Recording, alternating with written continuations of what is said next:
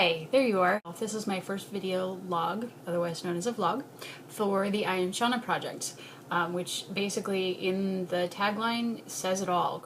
Cooking well using only ingredients on hand. The point is that we have gotten into sort of a lull of running to the store for that last minute ingredient, and you make extra trips, and to me it's a lot more efficient and practical and creative to cook well with what we have on hand. And part of this is because I've been in the unfortunate situation of going to the food bank, relying on some handouts for some of my food as of late. So I don't always get a choice on what I'm going to cook with. So I just want to show a little bit of the process that I go through, and this is for people who may temporarily need to rely on food bank handouts, but also for people who just want to have a little more fun in the kitchen and cook more, be more healthy, and not have to take so many trips to the store. Anyway, this week at the food bank I got this thing called Fava bean. This is what you get out of it when you just shuck it. And the funny thing is, last year, the first time I tried eating these things, I just ate them just like this. And I thought it was okay. I apparently have a pretty hearty system. I've heard now that you're actually not supposed to eat, this is an actual like waxy outer piece.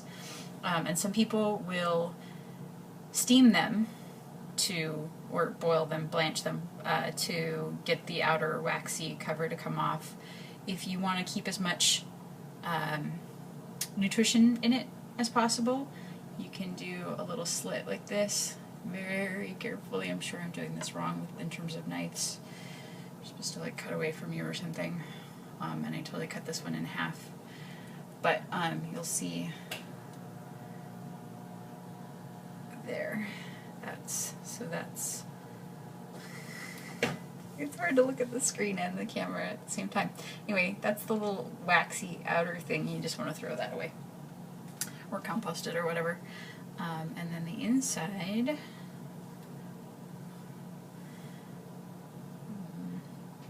these two caps came apart, but that's kind of what it looks like on the inside. Not much different from before. And actually do have one whole one. Yay! I didn't manage to cut in half. It probably takes a good 15 minutes to shuck like a pound or two of them, and then I haven't even gotten through this whole, I've got this whole container full of them. But I'm told that you get maybe, I don't know, what is that, maybe a cup at most. Okay, and so on the left to right, this is the 3 stages of the beans. I'm not any expert by any stretch of the imagination, but I will show you how I go about finding recipes, because, you know, I've got this fava bean. It's maybe like the second or third time I've ever had one or used one or eaten one, and so I'm sometimes at a loss of what I'm going to do with it. So I generally will go to Google and I will type in fava bean and maybe recipes. Usually adding the word recipe helps come up with actual recipes, although most of the time if you just put in the ingredient, it'll pop up with recipes as well as explanations of what it is and how to grow it and how to eat it. A lot of the recipes actually have ingredients that I don't have. So then I start narrowing it down. Well, like here's one, fava beans with garlic, and I happen to have some garlic in my fridge. Actually, I happen to have some garlic scapes, which are not the same as regular garlic. So they're part of the garlic plant. But they're not the actual like root that most of us buy or eat from the grocery store or from your local farm, garden, whatever. So fava beans, garlic scapes, what does that mean?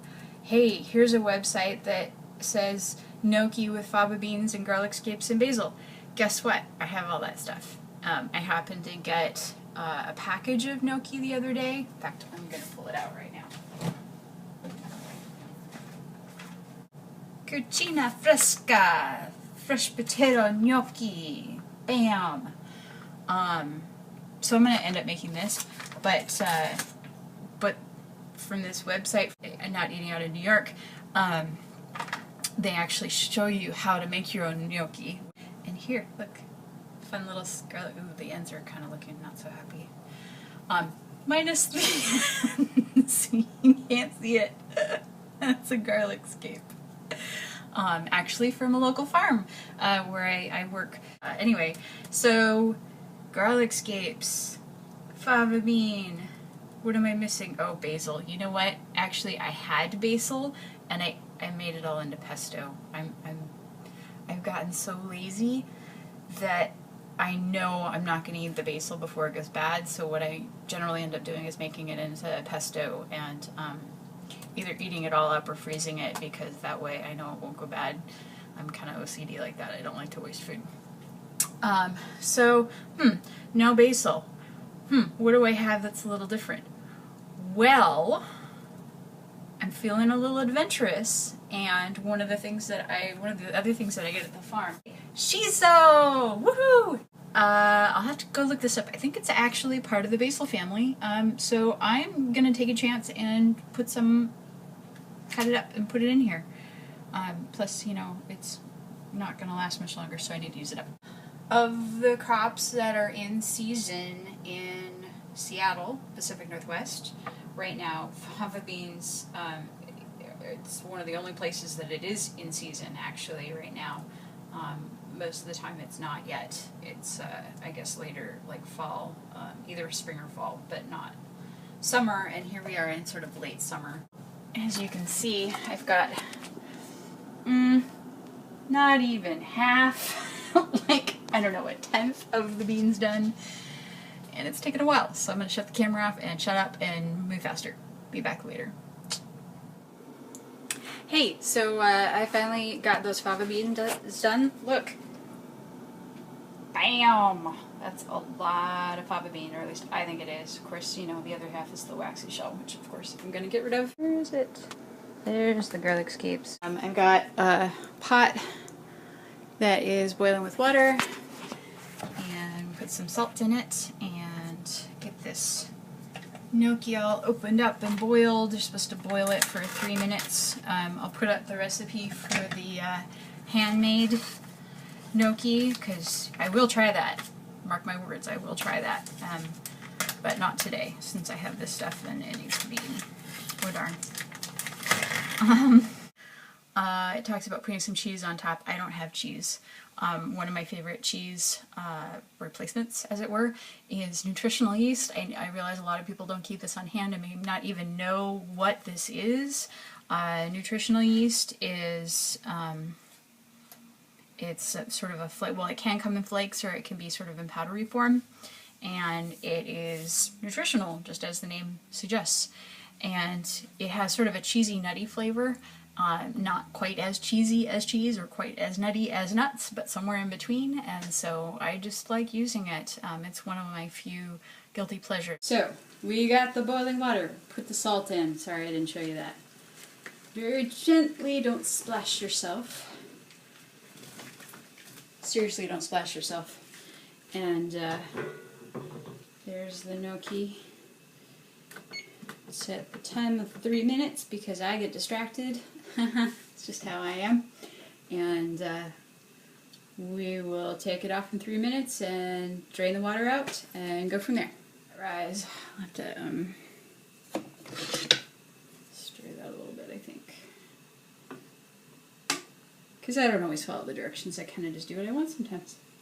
I learn just enough to be dangerous, and then I take it from there. Get myself in trouble almost every time. 4, 3, 2, 1. Alright, get that puppy off the heat. Drain that sucker. Da-da-da! Cooked gnocchi. Do-do-do-do-do. I'm gonna put in the garlic scapes, but I'm just gonna shove the...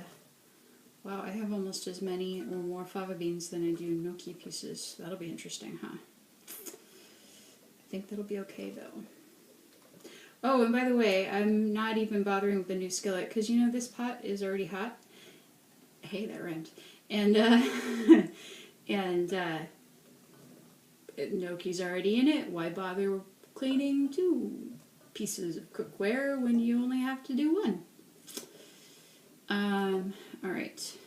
Only the waxy pieces left. I'm not going to eat those. Isn't that pretty? Wants you to use butter and olive oil. Guess what? Got no butter. Ain't gonna do that. Don't stir until slightly golden on the bottoms. Oops, I already messed up the recipe. Hey, and you're supposed to boil the shelled fava beans for a minute. Ha! Okay, so, alright, 2 minutes. We're just gonna set this for 2 minutes and see what happens. I'm gonna turn this up to medium heat because I have a feeling that it's not gonna brown on low heat. Just a guess. Yep, just gonna wait for the 2 minutes. Can hear it sizzle. It's doing something. That's the Nutritional yeast that I was telling you about. It's got the cheesy, nutty flavor. I'm kind of out. I usually like to keep the full thing. And you can get it in the bulk section of your local grocery store. As you can imagine, when I don't follow directions or make up my own whatever, sometimes they don't always come out perfectly. But I still think that it's going to be good. Okay, 13, 12 seconds. We're counting. Okay. Oh, we're stuck to the bottom. And I jumped again! Timer hasn't even gone off yet, but I don't care. I'm gonna... Yep, got it on it. Oh yeah, and if I were like really doing this for real, I would have my hair up and I wouldn't be touching it. But you know, it's in my kitchen, it's my meal, so deal. So I've washed these leaves of shiso. I never grew up with using scissors in the kitchen. And one of the most fun things that I like to do is to cut up like leafy things. So like when I'm making greens, like kale, other greens, collard greens, radish greens. Anyway, any kind of leafy green, whatever. Sometimes I'll do smaller pieces, sometimes I'll do bigger pieces. In this case, I'll do smaller pieces just because it's sort of a flavoring deal. It's not, you don't really want to cook it in the rest of it because it'll be too wilty and not, you won't get as much as of the flavor. Not that I know much about shiso, but in general with leafy stuff you lose a lot of the flavor the more it's cooked in stuff. So that's one of the things that I've learned over the years with my cooking. Alright, I'll try stirring this. No more oil. I don't need a ton of oil in this. I'm impatient, so I'm just gonna dump this out into the dish.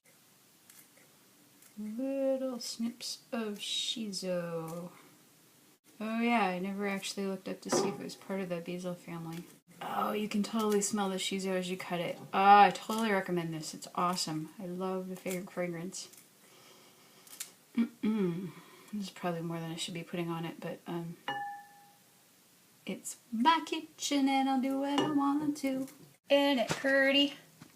Shiso basil family. What do we do before Google? It just blows my mind. Like, yeah. Oh, awesome. Well, so I was wrong and right at the same time. So, shiso is like basil and something else called coleus, and they're all a member of the mint family. Go that on, just a tiny smidge. Try. So there's fava, there's shiso, and we'll just deal with the garlic cape later. Bon appetit. Okay, the gnocchi is to be expected. It's a little dry, actually. I don't think you can see in it. Oh, you can kind of. I don't want to spill it though.